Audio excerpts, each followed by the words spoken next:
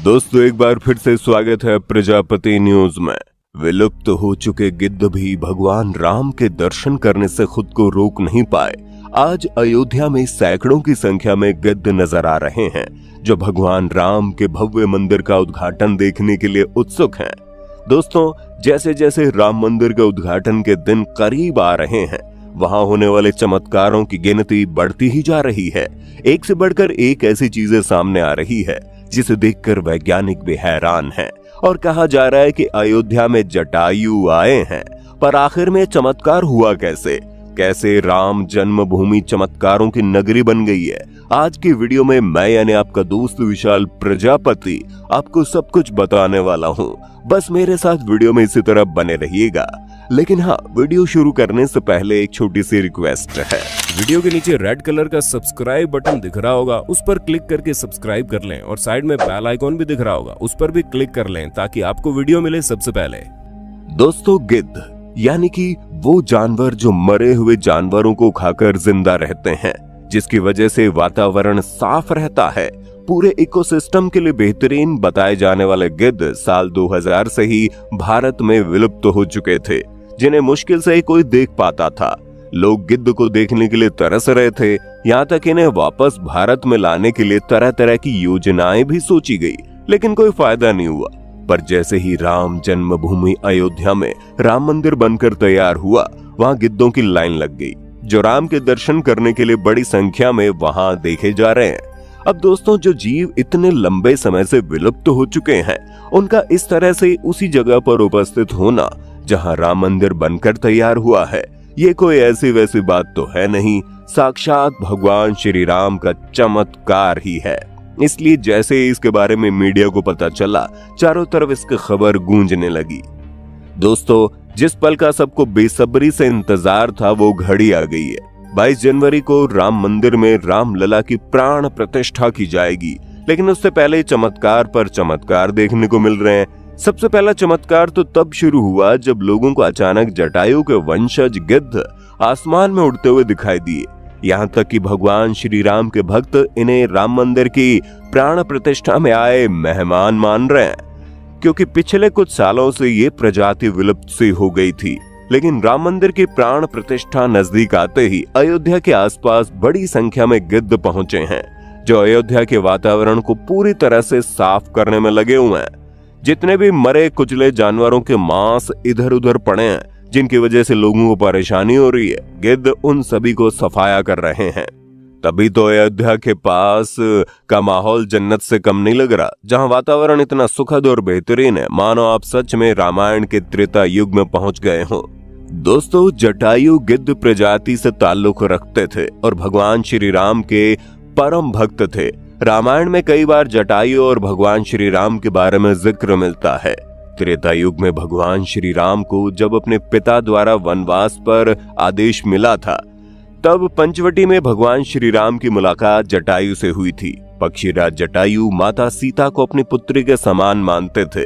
दरअसल जब रावण माता सीता का हरण करके ले जा रहा था, तब जटायु ने लंकापति रावण से सीता माता की रक्षा के लिए युद्ध किया था। ये वही जटायु है जिन्होंने अपने पंखों से रावण को बहुत चोटें पहुंचाई थी। रावण के शरीर को जटायु ने लहूलुहान कर दिया था। जटायु माता सीता को बचाने के संघर्ष में अपने प्राणों की आहुति भी दे देते हैं, लेकिन उनकी मृत्यु ऐसे निष्फल नहीं जाती। छत्तीसगढ़ के दंडकारण्य में पक्षीराज जटायु का मंदिर है। ये वो स्थान है जहां सीता माता का हरण करके जब रावण पुष्पक विमान से लंका जा रहा था, तो सबसे पहले जटायु ने यहीं पर रावण को रोका था। भगवान श्री राम के लिए सीता माता को बचाने में जटायु पहले शहीद थे। राम कथा में ये प्रसंग आता है कि जब जटायु के भाई संपति ने कहा था कि मेरे पंख कमजोर है मगर आंख दूर की चीज देख सकती है, इसलिए मैं सीता जी को अशोक वाटिका में बैठी देख रहा हूँ। दोस्तों यही कारण है जब से अयोध्या में गिद्धों का झुंड देखा गया, तब से लोग इसे भगवान राम का चमत्कार कह रहे हैं और ये कह रहे हैं कि जटायु साक्षात भगवान राम के मंदिर के उद्घाटन में शामिल होने आए हैं। एक तरफ जहां कुछ बुद्धिजीवी लोग रामायण के अस्तित्व पर सवाल उठाते हैं, उनका कहना है कि रामायण सिर्फ और सिर्फ एक काल्पनिक कथा है, तो वहीं दूसरी तरफ जब से राम मंदिर का निर्माण शुरू हुआ, यहाँ होने वाली एक एक घटना इस बात का सबूत दे रही है कि न केवल भगवान राम का अस्तित्व था, बल्कि वो आज भी अपने चमत्कारों से अपने भक्तों को ये एहसास दिला रहे हैं कि राम जन्मभूमि में राम मंदिर के निर्माण से वो बड़े खुश हैं। दोस्तों, वैसे अगर देखा जाए तो जब से अयोध्या की विवादित जमीन पर राम मंदिर बनने का फैसला लिया गया है, तब से ही भारत की काया पलट की गई है। हमारा भारत पूरी दुनिया में एक अलग छाप छोड़ता नजर आ रहा है। साल 2020 में जब कोरोना वायरस आया तो पूरी दुनिया दहल गई। दुनिया भर की जीडीपी गिरने लगी, उनकी इकोनॉमी पर बुरा असर हुआ। लेकिन हमारे भारत ने बाजार के गिरते दौर में भी खुद को संभाला और आगे बढ़ता चला गया। तभी तो आज कई सारे विद्वान ये कहने पर मजबूर हैं कि ज्यादा नहीं, बस 1-2 दशक बाद भारत दुनिया की वो ताकत बनकर सामने आएगा जो आज तक कोई नहीं बन पाया। और इन सभी की शुरुआत तभी हो गई जब भगवान राम का मंदिर बनना शुरू हुआ, जिससे साफ पता चलता है कि भारत पर जब भगवान राम का आशीर्वाद आ चुका है तो ये सब तो फिर भी शुरुआत है। कई बड़े बड़े विद्वानों का कहना है कि जब भगवान श्री राम का मंदिर बनकर तैयार हो जाएगा तब भारत की तरक्की और भी कई गुना बढ़ जाएगी।